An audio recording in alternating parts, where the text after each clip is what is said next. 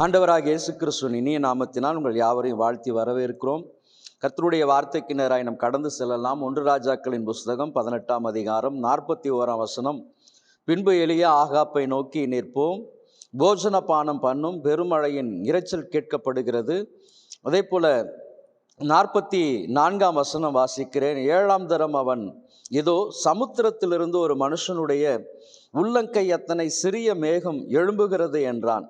அப்பொழுது அவன், நீர் போய் ஆகாப்பை நோக்கி, மழை உம்மை தடை செய்யாதபடிக்கு ரதத்தை பூட்டி போய்விடும் என்று சொல் என்றான்.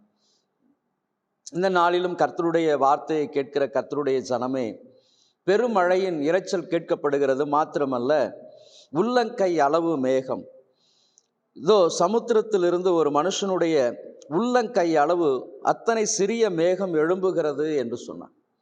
ஆமென். உள்ளங்கை அளவு சிறிய மேகமானது ஒரு மிகப்பெரிய மழையை கொண்டு வந்தது. வேதத்தில் வாசிக்கிறோம். யாக்கோபின் நிருப புஸ்தகத்தில் 5ஆம் அதிகாரம் 17ஆம் வசனத்தில், எலியா என்பவன் நம்மை போல பாடுள்ள மனுஷன், அவன் கருத்தாய் ஜெபம் பண்ணினான். வானம் கர்த்தர் 3 வருஷம் 6 மாதம் மழை பெய்யாதபடிக்கு கர்த்தர் வானத்தை அடைத்து போட்டார். அவன் மறுபடியுமாய் ஜெபம் பண்ணினான். வானம் திறந்தது, மழையை பூமியின் மீது பொழிந்தது. இந்த சம்பவத்திற்கு மூல காரணம் என்ன? இந்த வேத பகுதியில் சொல்லப்பட்டிருக்கிறது. 1 ராஜாக்களின் புஸ்தகம் 18ஆம் அதிகாரத்தில், கர்த்தரை அறியாத அல்லது ஆண்டவரை மறந்து போன ஒரு ஜனம், இஸ்ரவேலர்கள் ஆண்டவரை மறந்து பாகாலை பின்பற்றி கொண்டிருந்த அந்த நாட்கள் முழுவதுமாக, அந்த யெகோவா தேவன் எங்களை கானான் தேசத்திற்கு அல்லது எகிப்தின் அடிமைத்தனத்திலிருந்து இந்த கானான் தேசத்திற்கு எங்களை அழைத்து வந்தார். அவருடைய மகத்துவங்களை எல்லாம் அறியாதபடிக்கு அந்த ஜனங்கள் இருந்தபடியினால் மனம் போன போக்கில் அவர்கள் பாகாலை பின்பற்றி கொண்டு இருந்தார்கள். கர்த்தருடைய காரியங்களை எல்லாம் மறந்து ஜீவித்து கொண்டிருந்த நாட்கள். அப்படிப்பட்ட நாட்களில் தான் கர்த்தர் இந்த தீர்க்கதரிசியாக எலியாவை எழும்ப பண்ணினார். எலியாவை எழும்ப பண்ணியது மாத்திரமல்ல, அவர் ஆகாப்பை பார்த்து 1 ராஜாக்களின் புஸ்தகம் 17ஆம் அதிகாரம் 1ஆம் வசனத்தில் வாசிக்கும் பொழுது, அன்றியும் என் வாக்கின்படியே அன்றி பனியும் மழையும் பெய்யாதிருக்கும் என்று சொல்லி இஸ்ரவேலின் தேவனுக்கு முன்பதாக நிற்கிற நான் சொல்லுகிறேன் என்று அவர் சொல்லுகிறார். ஒரு ராஜாவுக்கு முன்பதாக தீர்க்கதரிசி சொல்லுகிற ஒரு காரியம், என் வாக்கின்படியே அன்றி பனியும் மழையும் பெய்யாதிருக்கும் என்று சொல்லி. வேத புஸ்தகத்தில் வாசிக்கும் பொழுது, ஈசாக்கை குறித்து வாசிக்கும் பொழுது, ஈசாக்கு நாட்களிலும் பஞ்ச நாட்கள் வந்தது. ஆனால் அவர் எகிப்துக்கு போகாதபடி ஆண்டவர் அந்த இடத்தில் இருக்க வைத்தார். ஈசாக்கு அந்த தேசத்தில் விதைத்த பொழுது கர்த்தர் அதை 100 மடங்கு ஆசீர்வதித்து கொடுத்தாராம். வந்திருக்கிற கர்த்தருடைய ஜனமே, அறிந்து கொள்ள வேண்டிய காரியம் என்ன அப்படின்னு சொல்லி பார்க்கும் பொழுது, அந்த நாட்களில் பனியும் மழையும் பெய்யாதிருக்கும் என்று எலியாவுடைய நாட்களில் எலியா ஆகாப்பை பார்த்து சொன்னார். ஆனால் ஈசாக்குடைய நாட்களில் மழை பெய்யாதிருந்தது. ஆனால் பூமி தன் பலனை கொடுத்தது. பூமி பனி பெய்ததன் மூலமாக ஈசாக்கு விதைத்த அந்த விதையை முளைக்க பண்ணினது. இந்த நாளிலும் கூட கேட்டுக்கொண்டிருக்கிற கர்த்தருடைய ஜனமே, உங்கள் வாழ்க்கையிலும் பெருமழையின் இரைச்சலை கர்த்தர் கேட்க பண்ண அவர் போதுமானவராய் இருக்கிறார். அந்த பெருமழையின் இரைச்சல் கேட்கப்பட வேண்டும் என்று சொன்னால், அந்த உள்ளங்கை எத்தனை சிறிய மேகம் ஒரு மிகப்பெரிய ஆசீர்வாதமான ஒரு மழையை உங்கள் வாழ்க்கையில், உங்கள் ஆவிக்குரிய வாழ்க்கையிலும், தனிப்பட்ட வாழ்க்கையிலும், குடும்ப வாழ்க்கையிலும் ஒரு பெரிய மாற்றத்தை கொண்டு வரத்தக்கதாய் காணப்பட வேண்டும். இன்றைக்கும் ஒருவேளை இஸ்ரவேல் ஜனங்களைப் போல நீங்கள் பாகாலை பின்பற்றுகிறவர்களாய் அல்லது அந்நிய காரியங்களுக்குள்ளாக ஈடுபட்டவர்களாய் கர்த்தரை மறந்து நீங்கள் ஜீவித்திருக்கலாம். வாழ்க்கையில் ஜெபம் இல்லாமல் இருக்கலாம், வேத வாசிப்பு இல்லாமல் இருக்கலாம், உபவாசம் இல்லாமல் இருக்கலாம். ஆனால் இந்த நாளிலும் கூட ஆண்டவருடைய வார்த்தை உங்களுக்கு நேராக, அன்றைக்கு எப்படி இஸ்ரவேலை கர்த்தர் சந்திக்கும்படியாக ஒரு தீர்க்கதரிசியை எழும்ப பண்ணினாரோ, அதே போல கர்த்தர் தம்முடைய ஊழியர்கள் மூலமாக தொடர்ந்து உங்களோடு கூட பேசிக்கொண்டு இருக்கிறார். என் ஜனமே, மனம் திரும்பு, கர்த்தருக்கு நேராக உனக்காக ஜீவ பலியாக தன்னை முழுவதுமாய் ஒப்பு கொடுத்த ஆண்டவராக இயேசு கிறிஸ்துவின் முகத்தை நீ நோக்கி பார். அவரிடத்திலிருந்து உனக்கு மீட்பு உண்டு, ரட்சிப்பு உண்டு, விடுதலை உண்டு. உன்னுடைய எல்லா விதமான காயங்களை அவர் கட்டுகிற தேவனாய் இருக்கிறார். அவர் உனக்கு ஆபத்து காலத்தில் அனுகுணமான துணையுமாய் இருக்கிறார் என்று சொல்லி இந்த ஆண்டவர் உன்னை அன்போடு கூட அழைத்துக் கொண்டிருக்கிறார். அன்றைக்கு அந்த இஸ்ரவேல் ஜனங்களுக்கு எலியா ஒரு தீர்க்கதரிசியை கர்த்தர் அனுப்பினார். ஒரு மிகப்பெரிய எழுப்புதலை கர்த்தர் கட்டளையிட்டார். ஆமென். கேட்டுக்கொண்டிருக்கிற கர்த்தருடைய ஜனமே, சோர்ந்து போயிருக்கலாம். ஆண்டவரே, என் வாழ்க்கை வறட்சியாக இருக்கிறது ஐயா, வாழ்க்கை ஒரு பாலைவனத்தை போல் இருக்கிறது. என் வாழ்க்கை கசந்த மாறாவை போல் இருக்கிறது ஐயா. என் வாழ்க்கையை நான் எப்படி கட்டி எழுப்ப முடியும்? என் குடும்பத்தை நான் எப்படி கட்டி எழுப்ப முடியும்? இடிந்து போய் இருக்கிறோம், தலைமட்டமாய் இருக்கிறோம். எங்களை எப்படி ஐயா எங்களை தூக்கி நிறுத்தப் போகிறீர் என்று சொல்லி உங்களுடைய இருதயத்தில் ஆயிரமான கேள்விகள் இருக்கலாம். இந்த கேள்விகளுக்கெல்லாம் பதில் கொடுக்கிற ஒரு ஆண்டவர், உள்ளங்கை அளவு சிறிய மேகத்தின் மூலமாய் ஒரு பெரிய மழையை உண்டு பண்ணினவர் உங்களுடைய வாழ்க்கையிலும் ஆமென் கோணலான காரியங்களை செவைப்படுத்தி மறுபடியுமாய் உன்னுடைய குடும்பத்தை கர்த்தர் ஆமென் நிலைப்படுத்துவார், எழுந்து கட்டும்படியாக செய்வார். உன் ஊழியங்களை எழுந்து கட்டும்படியாக செய்வார். உன்னுடைய வியாபாரத்தை எழும்பி கட்டும்படியாக செய்வார். நீ செய்ய வேண்டிய காரியம், ஒரு பெரும் மழையின் இரைச்சல் கேட்கப்படுகிறது ஐயா. ஆமென். உள்ளங்கை சிறிய மேகத்தை கர்த்தர் எழும்ப பண்ணினவர் உன் வாழ்க்கையிலும் துளிர்க்க பண்ணுவார். ஆமென். உள்ளங்கை மேகத்தை எழும்ப பண்ணுவார். நீங்கள் மனம் திரும்பும் பொழுது, கனி கொடுக்கிறவர்களாய் மாறும் பொழுது, ஆமென் பாவத்திற்காக மனம் கசந்து அழுது, ஆண்டவரே நானும் இஸ்ரவேல் ஜனங்களைப் போல மறந்து வாழ்ந்திருக்கிற ஐயா, கர்த்தரை மறந்து நான் வாழ்ந்து கொண்டிருக்கிறேன், வேதத்தை மறந்து வாழ்ந்து கொண்டிருக்கிற ஐயா, ஜெபத்தை மறந்து வாழ்ந்து கொண்டிருக்கிற ஒரு கடமுறை கிறிஸ்தவனாய் வாழ்ந்து கொண்டிருக்கிறேன் ஐயா. நான் வாழ்கிற வாழ்க்கை எனக்கு ஆமென் உகந்ததாய் காணப்படலை. இன்னைக்கு மனம் திரும்பி நீங்கள் நன்மனம் பொருந்தும் பொழுது நிச்சயமாய் கர்த்தர் உங்கள் வாழ்க்கையில் உள்ளங்கை அளவு மேகத்தை எழும்ப பண்ணுவார். ஆமென். கர்த்தருடைய வார்த்தைகள் தரையிலே விழுந்து விடாது. அவர் நிச்சயமாய் தீவிரித்து வரும். நிச்சயமாய் உங்கள் வாழ்க்கையில் அதற்கேற்ற நல்ல பலனை, ஆசீர்வாதத்தை, இழந்து போனவைகளை எல்லாம் பெற்றுக்கொள்ளத்தக்கதாய் கர்த்தர் உங்களுக்கு ஆமென் காரியங்களை கைக்கூடி வர பண்ணுவார். கேட்டுக்கொண்டிருக்கிற ஜனமே, சோர்ந்து போகாதீங்க. இஸ்ரவேலின் ஜெயபலமானவர் அவர் உங்களோடு கூட இருக்கிறார்.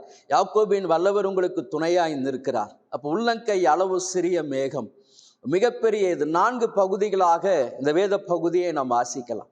4 பகுதிகளாக நாம் வாசிக்கும் பொழுது நம்முடைய ஆவிக்குரிய வாழ்க்கையில் பெரிய மாற்றத்தை ஏற்படுத்தக்கூடிய இந்த வேத பகுதி தான் 1 ராஜாக்களின் புஸ்தகம் 18ஆம் அதிகாரம் 17ஆம் வசனத்தை நீங்கள் வாசிக்கும் பொழுது, ஆகாப் எலியாவை கண்டபோது ஆகாப் அவனை நோக்கி, இஸ்ரவேலை கலங்க பண்ணுகிறவன் நீ அல்லவா என்றான். இஸ்ரவேலை கலங்க பண்ணுகிறவன் நீ அல்லவா? அதற்கு அவன், இஸ்ரவேலை கலங்க பண்ணுகிறவன் நான் அல்ல, கர்த்தரின் கட்டளைகளை விட்டு பாகாலை பின்பற்றினதனால் நீரும் உம்முடைய தகப்பன் வீட்டாருமே இஸ்ரவேலை கலங்க பண்ணுகிறவர். ஒரு தீர்க்கதரிசியை பார்த்து ராஜா கேட்கிறார், நீ இஸ்ரவேலை கலங்க பண்ணுகிறவன் நீ அல்லவா? அதற்கு தீர்க்கதரிசி சொன்ன காரியம்தான், நான் அல்ல, கர்த்தரை விட்டு, கர்த்தரின் கட்டளைகளை விட்டு பாகாலை பின்பற்றின நீரும் உன் தகப்பன் வீட்டாருமே.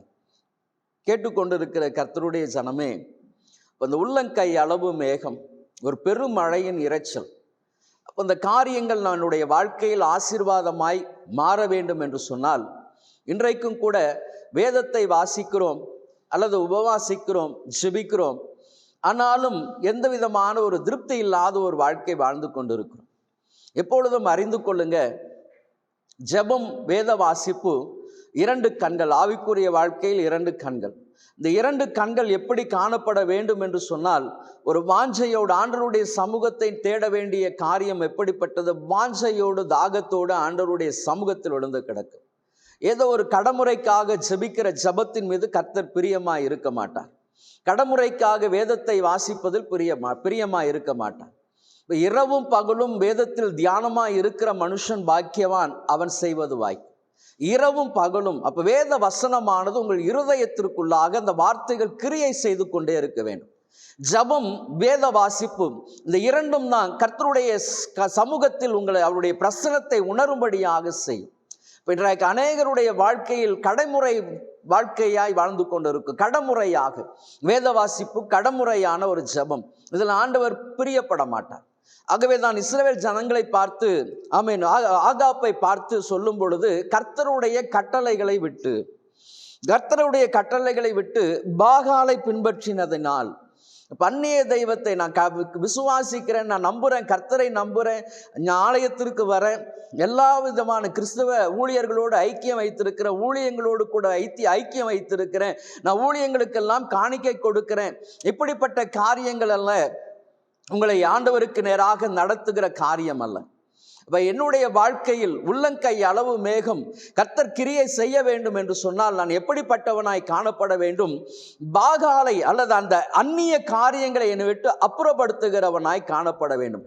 கடமுறை கிறிஸ்தவ வாழ்க்கை பிரயோஜனம் இல்லாத ஒரு வாழ்க்கை, ஆண்டவருடைய சமூகத்தில் அமர்ந்திருக்கக்கூடிய ஒரு வாழ்க்கை. ஆகவே தான் ஆகாப் எலியாவை பார்த்து சொன்னார், இஸ்ரவேலை கலங்க பண்ணுகிறவன் நீ அல்லவா. சீஷர்களை பார்த்து அப்போஸ்தலர்ல வாசிக்கிறோம், உலகத்தை கலக்குகிறவர்கள் எங்கேயும் வந்து விட்டார்கள். அப்ப இப்படிப்பட்ட காரியங்கள் எழும்பப்பட வேண்டும் என்று சொன்னால் நீங்க எப்படி இருக்கணும்? கர்த்தருக்கு முன்பாக நிற்கிறவர்களாய் காணப்படணும்.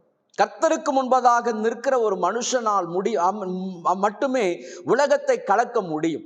இப்ப கர்த்தருக்கு முன்பதாக நான் எப்படி நிற்க வேண்டும் என்று சொன்னால், என்னை முழுவதுமாக ஜீவ பலியாக நாம் தகனிக்க வேண்டும். ஒவ்வொரு காரியங்களையும் தகனிக்கணும். அப்ப என்னுடைய ஜப வாழ்க்கை ஒரு ஆழமான ஒரு ஜப வாழ்க்கையாய் கிறிஸ்துவுக்கு நேராக ஒவ்வொரு நாளும் வாஞ்சையோடு தாகத்தோடு, ஆண்டவரின் ஆத்தும நங்குரமானவர் நீர் ராஜா, நீரே என்னை சுகமாய் தங்கியிருக்க பண்ணுகிறவர் ஐயா, என்னை கொண்டு நீர் என்ன காரியம் செய்ய விருப்பமாய் இருக்கிறீரோ, வாஞ்சிக்கிறீரோ, இந்த காரியத்தை உம்முடைய சித்தத்தை நிறைவேற்றுவதே எனக்கு மிகுந்த பலியாய் காணப்படணும், ஆசையாய் காணப்படணும், தாகமாய் காணப்பட வேண்டும் என்று சொல்லி தன்னை முழுவதுமாக என் விருப்பத்தின்படி அல்ல உம்முடைய விருப்பத்தை செய்வதற்காக என்னை முழுவதுமாக ஈடுபடுத்திக் கொள்ளுகிறவனாய் காணப்படணும். வந்திருக்கிற கர்த்தருடைய ஜனமே, அப்போ ஒரு மிகப்பெரிய காரியம், இஸ்ரவேலை கலங்க பண்ணுகிறவன் நீ அல்லவா? இல்ல, நீ ஆண்டவரை விட்டு கட்டளைகளை விட்டு முழுவதுமாக நீங்கள் போனபடியினால் நீங்க என்ன பண்ணி கொண்டு இருக்கிறீங்க? தகப்பன் வீட்டாருமே இஸ்ரவேலை கலங்க பண்ணி கொண்டு இருக்கிறீங்க. கர்த்தரை மறந்து ஜீவித்து கொண்டு இருக்கிறீங்களா? ஞாயிற்றுக்கிழமை நான் ஆராதனைக்கு போயிட்டு வந்துட்டேன் அப்படின்னு சொன்னா நான் ஆண்டவரை முழு இருதயத்தோடு தேடுகிறவன் என்கிற அனுபவம் இல்லை. இரவும் பகலும் ஒவ்வொரு நாளும் என்னை சூழ்ந்து அவர் காணப்படணும். அவருடைய பிரசனம் என்னை சூழ்ந்து நிற்கணும். எல்லா இடங்களிலும் அவர் என்னை சுகபத்திரமாய் கொண்டு போய் சேர்க்கணும். நான் செய்கிற காரியங்களை எல்லாம் வாய்க்க பண்ணணும். கர்த்தருக்கு பயப்படுகிற பயம் நம்முடைய இருதயத்தில் காணப்படும் பொழுது, ஐயா நான் கர்த்தரை சார்ந்தவன், ஐயா கர்த்தர் எனக்காக யாவையும் செய்து முடிக்கிற தேவன் என்கிற அந்த நம்பிக்கை, அந்த உணர்வு இருக்கும் பொழுதும் மட்டும்தான் கர்த்தரின் பட்சத்தில் இருப்பார். இன்றைக்கு அநேகருடைய வாழ்க்கையில் கர்த்தருடைய ஆசீர்வாதத்தை பார்க்க முடியவில்லை. கர்த்தர் கொடுக்கிற அந்த உன்னதமான சமாதானத்தை பெற்றுக்கொள்ள முடியல. கர்த்தர் கொடுத்திருக்கிறதான மிகப்பெரிய வாக்குத்தத்தங்களை சுதந்திரிக்க முடியல. காரணம் என்ன என்று சொன்னால், கர்த்தர் அவர்கள் இருதயம் கர்த்தரை விட்டு தூரமாய் காணப்படுகிறது. ஆலயத்திற்கு வருகிறோம், வேதத்தை வாசிக்கிறோம், ஜெபிக்கிறோம், ஆனால் இருதயம் கர்த்தரை விட்டு தூரமாய் போய் கொண்டிருக்கிறது. உலகத்தின் பக்கமாக சிற்றின்பங்களுக்கு நேராக அந்த காரியங்கள் இருக்கிறபடியினால் கர்த்தருடைய ஆசீர்வாதங்களை பெற்றுக்கொள்ள முடியல. ஆகவே தான் இன்றைக்கும் வந்திருக்கிற கர்த்தருடைய ஜனமே, எப்படி அன்றைக்கு இஸ்ரவேல் ஜனங்கள் பாகாலை பின்பற்றினார்களோ, இன்றைக்கும் அநேக கிறிஸ்தவர்கள் உலகத்தை பின்பற்றுகிறவர்களாய் காணப்படுறாங்க. இன்றைக்கு விஞ்ஞான உலகத்தில் விஞ்ஞானங்கள் வளர்ச்சி அடைய அடைய அடைய கர்த்தருடைய மகத்துவங்களை எல்லாம் நாம் மட்டுப்படுத்தி கொண்டிருக்கிறோம். கர்த்தருடைய அற்புதங்களை எல்லாம் இன்றைக்கு அநேகர் அற்பமாய் பார்த்து கொண்டிருக்கிறோம். காரணம், இந்த விஞ்ஞான வளர்ச்சி கர்த்தருடைய சமூகத்தை விட்டு மனிதர்களை தூரப்படுத்தி கொண்டிருக்கிறது. திட்டமாய் அறிந்து கொள்ளுங்க, கர்த்தருடைய அற்புதங்கள் இன்றைக்கும் நிச்சயமாய் நடக்கும். உண்மையாய் தம்மை நோக்கி கூப்பிடுகிற யாவருக்கும் அவர் சமீபமாய் இருக்கிற தேவன். நீங்க உண்மையாய் செபிக்கும் பொழுது, உண்மையாய் கர்த்தருடைய பாதத்தில் விழுந்து கிடக்கும் பொழுது, அன்றைக்கு எலியாவை கர்த்தர் எப்படி பயன்படுத்தினாரோ அப்படி உங்களையும் பயன்படுத்த முடியும். ராஜாவை பார்த்தவர் சொன்னார், 3 வருஷம் 6 மாதம் ஒரு எலியாவுடைய ஜெபத்தை கேட்டு கர்த்தர் வானத்தை அடைத்து போட்டார். மழை பொழியாதபடி, பனி பொழியாதபடிக்கு இன்றைக்கும் அந்த அற்புதத்தின் தேவன் ஜீவிக்கிறவராய் காணப்படுகிறார். ஆமென். விஞ்ஞான வளர்ச்சியில் இன்றைக்கு ஆண்டவருடைய அற்புதங்களையும் மகத்துவங்களையும் கூட இன்றைக்கு அநேகர் இன்றைக்கு பரியாசம் பண்ணி கொண்டிருக்கிறாங்க. எப்படி ஆண்டவர் கிரியை செய்வார் என்று சொல்லி வந்திருக்கிற கர்த்தருடைய ஜனமே, அந்நிய ஜனங்களைப் போல இன்றைக்கு கிறிஸ்தவர்களும் பரியாசம் பண்ணி கொண்டிருக்கிறார்கள். ஆகவேதான் இன்றைக்கு ஆண்டவர் சொல்லி இருக்கிறார், இப்படிப்பட்ட ஜனங்கள் தான் இன்றைக்கு இஸ்ரவேலை கலங்க பண்ணுகிறவர்களாய் காணப்படுகிறார்கள். ஆண்டவருடைய மகத்துவங்கள், ஆண்டவருடைய அன்பு என்றைக்கும் ஒளிந்து போகவே போகாது. அவருடைய அற்புதங்கள் இன்றைக்கும் நடக்கும், நிச்சயமாய் நடக்கும். கர்த்தர் உண்மையாய் அவரை தேடுகிற மனிதர்கள் மூலமாக கர்த்தர் பெரிய காரியங்களை அவர் செய்வதற்கு இன்றைக்கும் உண்மையுள்ளவராய் காணப்படுகிறார்.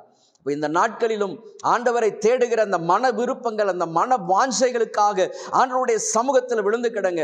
ஆண்டவரை, என்னையும் ஒரு எலியாவை போல நீங்க பயன்படுத்தணும் ராஜா. நானும் கூட ஒரு எலியா தீர்க்கதரிசி எப்படி கர்த்தர் பயன்படுத்தினாரோ அதே போல ஆமென் அந்த ஆவியை பெற்றவனாய் நானும் காணப்பட வேண்டும் ஐயா. நானும் கூட உமக்காக வைராகியமாய் நிற்கிறவனாய் காணப்பட வேண்டும். அன்றைக்கு தீர்க்கதரிசியை பார்த்து சொன்னாரே, இஸ்ரவேலை கலங்க பண்ணுகிறவன் நீ அல்லவா. அந்த வார்த்தை ஆமென் எனக்காக சொல்லப்பட்ட வார்த்தை ஐயா. இன்றைக்கு நானும் கூட கர்த்தருடைய ஜனங்களுக்கு ஆமென் ஆசீர்வாதமான ஒரு கருவியாய் காணப்பட வேண்டும். நீங்கள் ஆமென் சொல்லும் பொழுது, நீங்கள் ஜெபிக்கும் பொழுது கர்த்தர் அந்த ஆமென் அபிஷேகத்தை உங்களுக்கு கொடுப்பார். உங்களையும் ஆயிரமான ஜனங்களுக்கு ஆமென் கர்த்தர் பிரோஜனமாய் பயன்படுத்துவார். மாத்திரமல்ல ஆமென் கர்த்தரை அற்புத அடையாளங்களை செய்கிறவர்களாய் கர்த்தர் மாற்றுவார். அவருடைய வல்லமை, அவருடைய உயிர்த்தெழுதலின் வல்லமை இன்றைக்கும் ஆமென் உண்மையாய் காணப்படுகிறது. உண்மையாய் ஆமென். கர்த்தர் இன்றைக்கும் கூட விடுதலை கொடுக்க போதுமானவராய் இருக்கிறார்.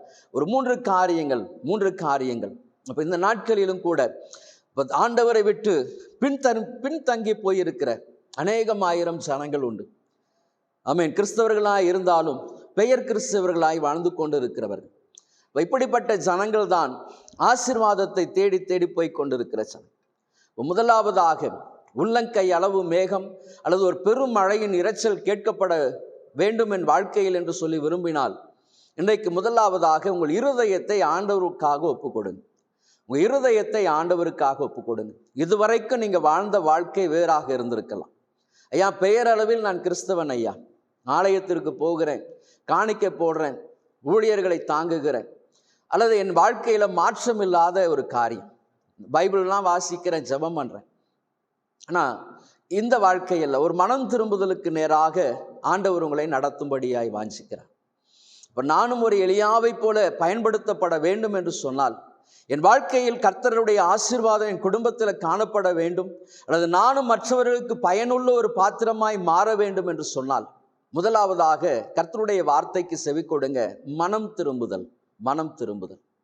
ஆமென். ஆண்டவருடைய அன்புக்கு நேராக ஓடி வாங்க.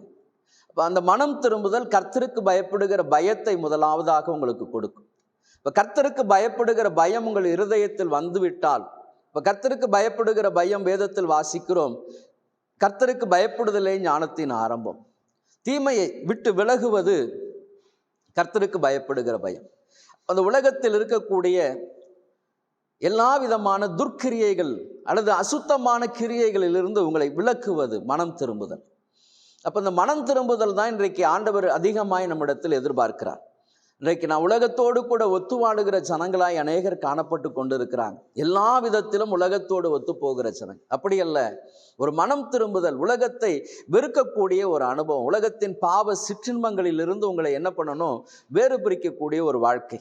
அப்போ இந்த வாழ்க்கைக்கு நேராக நீங்கள் வரும்பொழுது, ஆமென், ஆண்டவருடைய கல்வாரி சிலுவையில் அவர் இரத்தம் சிந்தினார் உங்களுக்காக. பாவிகளை ரட்சிக்கவே கிறிஸ்து இயேசு உலகத்திற்கு வந்தார். அப்போ அந்த பாவியாகிய என்னை ரட்சிக்கும்படியாக அவர் கல்வாரி சிலுவையில் தன்னுடைய இரத்தத்தை ஆமென் சிந்தினாரே. அந்த இரத்தத்துக்கு நேராக, ஆண்டவரே எனக்காக என்னுடைய பாவங்கள், என்னுடைய மீறுதல்கள், என்னுடைய அக்கிரமங்களை எல்லாம் கழுவி என்னை பரிசுத்தப்படுத்துங்க ஐயா. ஆகவே தான் சங்கீதக்காரன் எழுதுகிறார், சங்கீதம் 51, என் பாவம் அற என்னை சுத்திகரியும், என் பாவம் மறந்து போகும்படியாக என்னை சுத்திகரி. அநேகர் மனம் திரும்பி இருந்தாலும் இந்த பழைய சுபாவங்கள், பழைய ஜென்ம பாவங்களை எல்லாம் சொல்லி சொல்லி பெருமைப்படுத்துவார்கள்.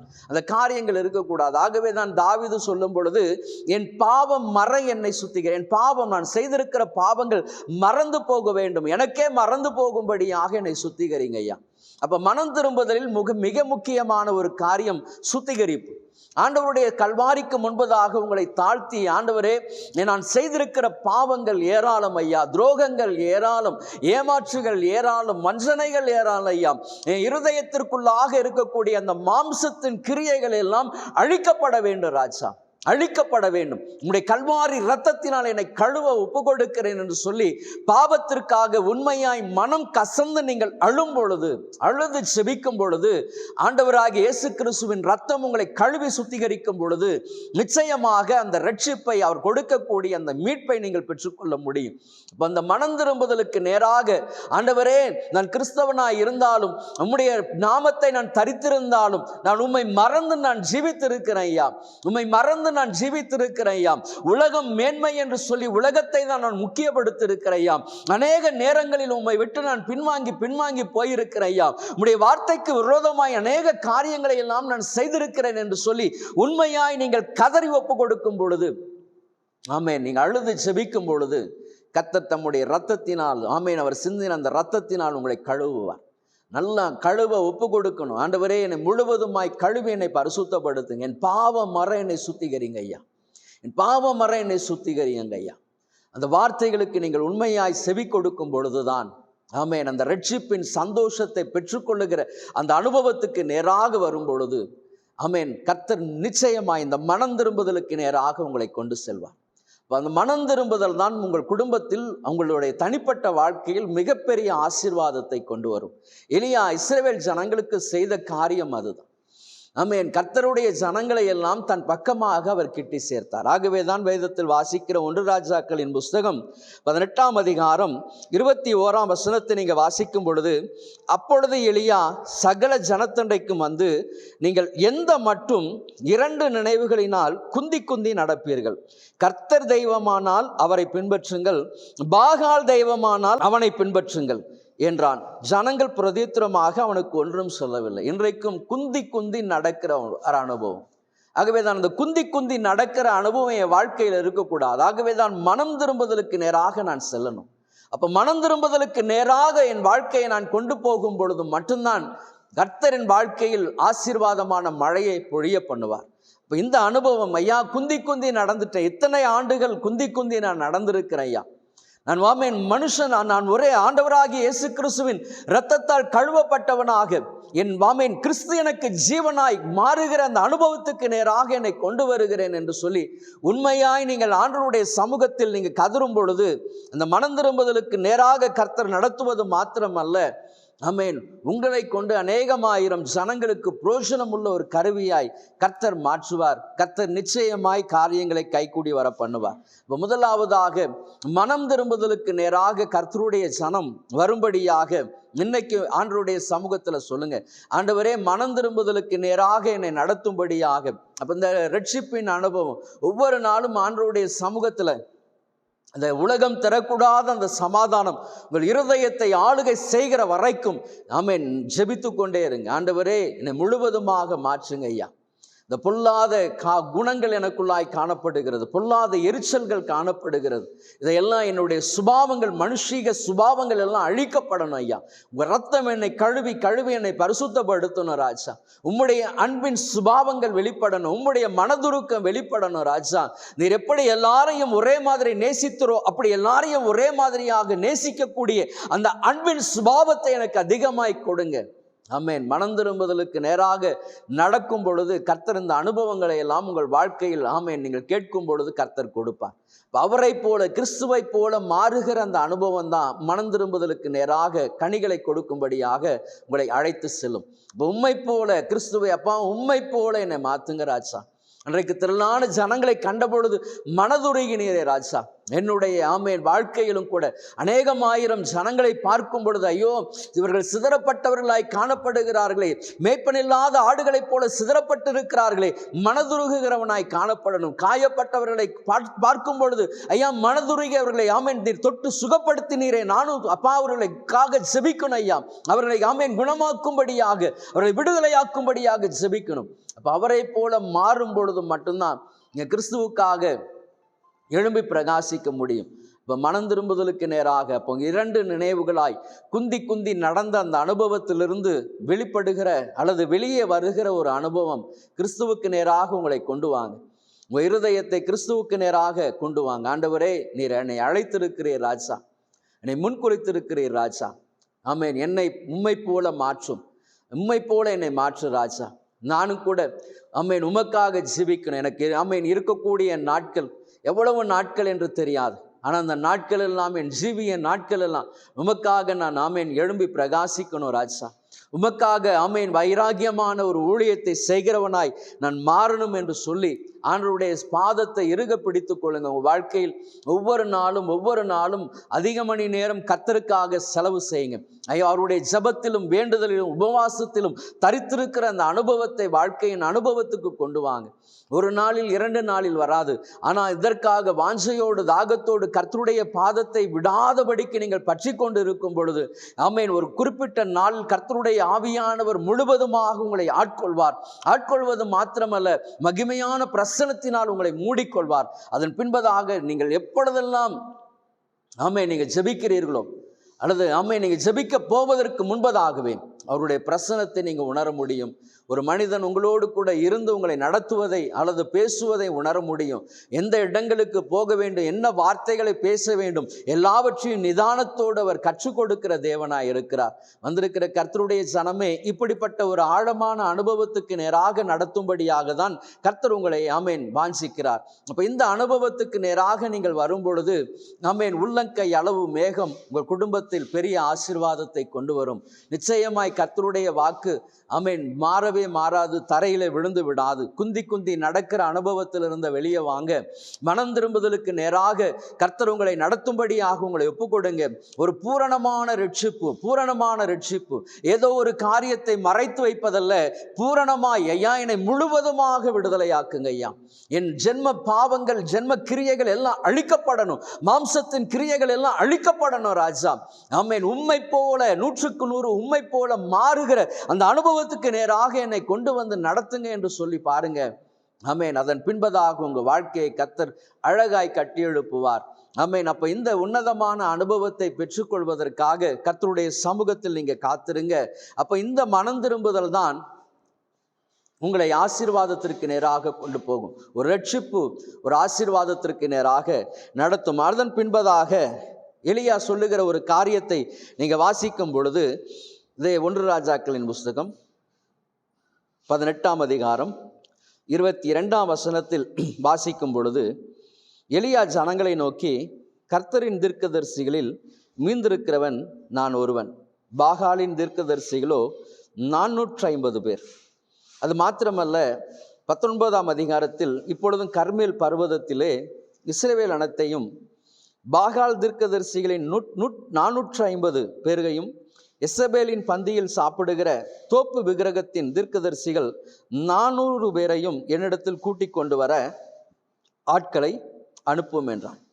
கிட்டத்தட்ட 850 தீர்க்கதரிசிகள், பாகால் தீர்க்கதரிசிகள் 450 பேர்.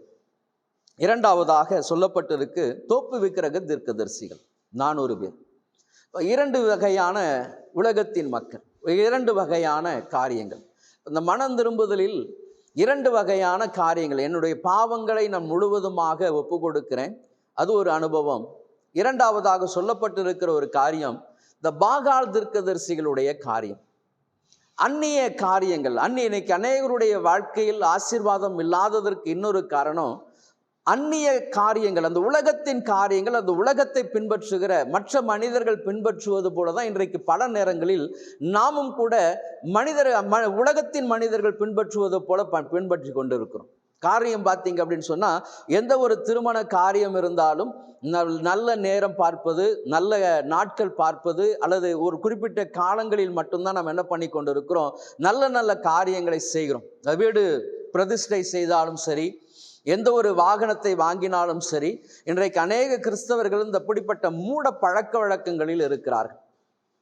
ஆண்டவராகிய இயேசு கிறிஸ்துவின் நாமத்தினால் மறுபடியுமாக சொல்லுகிறேன், இந்த உலகத்தின் பாகால் தீர்க்கதரிசிகளுடைய காரியம் என்ன அப்படின்னு சொன்னால், இந்த நாள் பார்ப்பது, குறி கேட்பது, மந்திர பில்லி சூனியத்தின் கிரியைகள் எல்லாம் பார்த்தீங்க அப்படின்னு சொன்னால், இன்றைக்கு அநேகர் மாய்மாலமாக இந்த காரியங்களை எல்லாம் செய்து கொண்டிருக்கிறார். இப்போ மனம் திரும்புதல் தனிப்பட்ட வாழ்க்கையில் என்னை சுத்திகரிப்பு. இரண்டாவதாக இந்த அந்நிய காரியங்களில் இருந்தெல்லாம் ஒரு மனம் திரும்புதல் காணப்பட வேண்டும். நான் ஆண்டவராகிய இயேசு கிறிஸ்துவை சொந்த இரட்சகராக ஏற்றுக்கொண்டு இருக்கிறபடியினால் கர்த்தர் எனக்கு எல்லா நாட்களையும் எப்படி வைத்திருக்கிறார், ஆசீர்வாதமான ஒரு நாட்களை வைத்திருக்கிறார். கர்த்தர் 6 நாட்கள் எல்லா காரியத்தையும் செய்து 7ஆம் நாள் ஓய்ந்திருந்தார் என்று வேதத்தில் வாசிக்கிறோம். அவர் எல்லாவற்றையும் நல்லது என்று கண்டார். எல்லாவற்றையும், வெளிச்சத்தை, இருளை, ஆமென், எல்லாவற்றையும் பார்த்து அவர் என்ன சொன்னாராம், எல்லாம் நல்லது என்று சொன்னார். எல்லாமே நல்லது என்று சொன்னார். ஆனால் வேதத்தில் வாசிக்கும் பொழுது, மனிதனை பார்க்கும் பொழுது, அவர் மனிதனுக்காக சொல்லும் பொழுது, ஆதியாகமத்தின் புஸ்தகம் 6ஆம் அதிகாரம் 6ஆம் வசனத்தை வாசிக்கும் பொழுது, தாம் பூமியிலே மனுஷனை உண்டாக்கினதற்காக கர்த்தர் மனஸ்தாபப்பட்டார். அது அவருடைய இருதயத்திற்கு விசனமாயிருந்தது. தாம் பூமியிலே மனுஷனை உண்டாக்கினதற்காக எல்லா விதமான ஜீவ விருட்சங்களை உண்டாக்கினார். மரங்கள், புல் பூண்டுகள், எல்லா விதமான சமுத்திரத்தின் மச்சங்கள் எல்லாவற்றையும் உண்டாக்கி அவர் நல்லது என்று கண்டார். ஆனால் வேதத்தில் வாசிக்கும் பொழுது ஆதியாகமம் 6ஆம் அதிகாரம் 6ஆம் வசனத்தில், தாம் பூமியிலே மனுஷனை உண்டாக்கினதற்காக கர்த்தர் மனஸ்தாபப்பட்டார். அப்போ ஏன் மனஸ்தாபப்பட வேண்டும்? இன்றைக்கு நாமும் கூட பலவிதமான பொய்யான மனிதர்களுடைய அல்லது பாகால் விக்கிரகத்தோப்பின் இருக்கக்கூடிய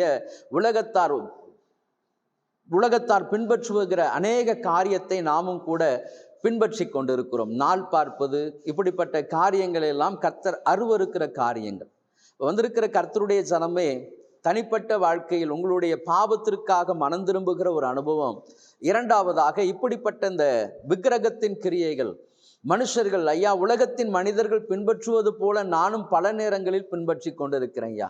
என் காரியங்களை எல்லாம் திருமண காரியமாக இருந்தாலும், வேலை காரியமாக இருந்தாலும், படிப்பு காரியங்களாக இருந்தாலும், எல்லாவற்றையும் நானும் என்ன உலகத்தான் பின்பற்றுவது போல நான் பின்பற்றி கொண்டிருக்கிறேன், நாள் பார்த்து கொண்டிருக்கிறேன் ஐயா. இந்தந்த காரியங்களை எல்லாம் நான் செய்து கொண்டிருக்கிறேன் ஐயா.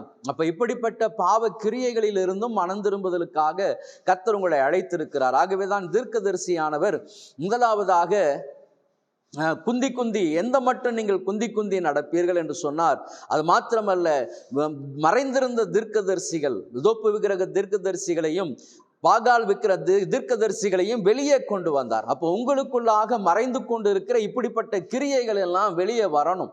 ஐயா, நான் நாள் பார்க்கிறேன், மகளுடைய திருமண காரியத்திற்கு நான் நாள் பார்க்கிறேன், இன்ன காரியத்தை நான் செய்ய போகிறேன், மகன் வேலைக்கு போகிறோம், அப்போ இந்த நாளுக்கு போகணும், இப்படிப்பட்ட நேரங்களை எல்லாம் நான் குறித்து கொண்டு இருக்கிறேன் என்று சொல்லி, ஒருவேளை நீங்கள் கிறிஸ்தவர்கள் ஆமென் ஆண்டவராகிய இயேசு கிறிஸ்துவை சொந்த இரட்சகராக ஏற்று இன்றைக்கும் நாள் பார்த்து கொண்டு இருந்தால் ஆமென், மனம் திரும்புங்க. இப்படிப்பட்ட காரியங்கள் உங்கள் வாழ்க்கையில் இருப்பது ஆசீர்வாதமானது கிடையாது. ஆகவே தான் கர்த்தர் உங்கள் குடும்பத்தில் ஆசீர்வாதங்களை தடை செய்து வைத்திருக்கிறார். எப்படி அன்றைக்கு எலியா 3 வருஷம் 6 மாதம் மழையும் பெய்யாதிருக்கும் என்று சொன்னாரோ, அதே போல உங்களுடைய வாழ்க்கையில் இருக்கிற இந்த சின்ன சின்ன காரியங்களை எல்லாம், தோப்பு விக்கிரக தீர்க்கதரிசிகளையும் பாகால் தீர்க்கதரிசிகளையும், இன்றைக்கு உங்களுக்குள்ளாக மறைந்திருக்கிற கிரியைகளை எல்லாம் வெளியே கொண்டு வாங்க. ஆண்டவரே, இந்த காரியங்கள் எல்லாம் எனக்குள்ளாக மறைந்திருக்கிறது ராஜா. இது பாரம்பரியமாய் எங்கள் முன் பிதாக்கள் செய்த காரியங்களை இன்று வரை நாங்களும் பின்பற்றி கொண்டிருக்கிறோம். இப்படிப்பட்ட பாரம்பரியங்களாய் வந்து கொண்டிருக்கிற இப்படிப்பட்ட கிரியைகள், துர்க்கிரியைகள் எல்லாம் எங்களை விட்டு அகன்று போகணும் ஐயா. எல்லாவற்றையும் படைத்து எல்லாம் நல்லது என்று கண்டீர் ஐயா, எல்லாம் நல்லது என்று கண்டீர். ஆகவே எங்களுக்கு முன்பதாக வைக்கப்பட்டிருக்கிற எல்லா மாதங்களும் ஆசீர்வாதமான மாதங்கள், எல்லா நாட்களும் எல்லா நேரங்களும் எங்களுக்கு ஆசீர்வாதமான ஒரு நேரங்கள் தான் ஐயா. ஆகவே இப்படிப்பட்ட நல்ல காரியத்திற்கு நேராக என்னை கொண்டு வாங்க ராஜா. ஆகவே இதற்காக மனம் திரும்புதலுக்காக என்னை ஒப்புக் கொடுக்கிறேன். அப்ப எனக்குள்ளாக மறைந்திருக்கிற இப்படிப்பட்ட காரியங்களை எல்லாம் கர்த்தர் என்னை விட்டு தூரப்படுத்தணும் ஐயா. இனி இந்த வாழ்க்கைக்குள்ளாக, மாயமான வாழ்க்கைக்குள்ளாக இந்த காரியங்கள் வரக்கூடாது என்று சொல்லி நீங்க மனம் திரும்புதலுக்கு ஒப்பு கொடுக்கணும். அப்போ தனிப்பட்ட பாவ காரியங்கள், மனுஷீக காரியங்கள் அழிக்கப்படும்படியான ஒரு மனம் திரும்புதல். இரண்டாவதாக, புறஜாதியார் பின்பற்றுகிற இப்படிப்பட்ட மாய்மாலமான காரியங்களில் இருந்து ஒரு மனம் திரும்புதல். அப்ப இந்த 2 வகையான மனம் திரும்புதலுக்கு நேராக உங்களை ஒப்பு கொடுக்கும் பொழுது, கர்த்தருக்கு முன்பதாக ஐயா, நான் எல்லா நாட்களும் எனக்கு ஆசீர்வாதமான நாட்கள் ஐயா, இனி நான் நாள் பார்க்க மாட்டேன், இந்த காரியங்கள் இப்படிப்பட்ட காரியங்கள் எல்லாம் செய்ய மாட்டேன், உலகத்தார் பின்பற்றுவது போல எல்லா விதமான மூட பழக்க வழக்கங்களுக்கு என்னை ஆமென் ஈடு கொடுக்க மாட்டேன் ஐயா. என் வாழ்க்கையில எல்லாமே எல்லா நாட்களும் கர்த்தர் ஆசீர்வாதமான நாட்களாய் வைத்திருக்கிறார் என்று சொல்லி நீங்கள் ஆசீர்வாதமாய் செய்து பாருங்க. கர்த்தர் இந்த காரியங்களை கைகூடி வர பண்ணுவார். அப்பொழுது உன் சுக வாழ்வு துளிர்க்கும். ஆமென். மனம் திரும்புதலுக்கு நேராக கர்த்தர் உங்களை கொண்டு போவார். அப்போ 2 வகையான மனம் திரும்புதல். அப்போ இந்த மனம் திரும்புதலுக்கு நேராக நீங்கள் உங்களை ஒப்பு கொடுங்க. கர்த்தர் நிச்சயமாய் உங்களை ஆசீர்வதிப்பார். உங்கள் குடும்பங்களை கர்த்தர் கட்டி எழுப்புவார். கர்த்தர் இந்த வார்த்தைகளை ஆசீர்வதிப்பாராக. ஆமென்.